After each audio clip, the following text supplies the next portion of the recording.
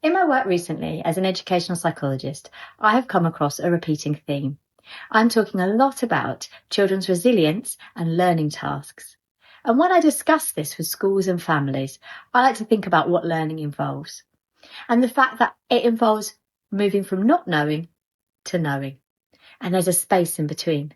And that is the learning space for children. And that space is not linear. It has its ups and it has its downs, and it is filled with emotions. Learning is emotional work. It's not just intellectual work. We know this. Emotional regulation is built into their executive functioning systems. We also know that when children experience extreme shame or anxiety, then they can become flooded and they can't access their cognitive skills. If children experience frustration that feels unmanageable, then they're likely to disengage. And if children maybe experience embarrassment, then they are less likely to take risks.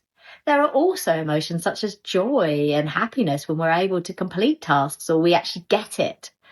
But what we know is that learning is an emotional task. And my question is, are we actually explicitly talking about the emotions involved in learning for children? Are we naming them? Are we normalizing them? Are we discussing the fact that frustration means we're learning, not necessarily that we failed? And my question today is, when we talk about resilience, is part of being resilient the ability for children to be able to stay with some of the emotions of learning, to know that they come and that they go, and to know that some of these emotions mean that we are learning. Because maybe resilience isn't built through harder tasks. Maybe it could be built through helping children to name, normalize, and regulate the emotions of learning.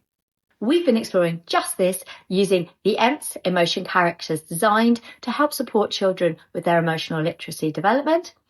And if you're curious and you'd like to find out more, we have a website full of free resources. We also have a weekly newsletter where we explore topics such as this and give top tips, advice and strategies that are being used currently within schools and classrooms.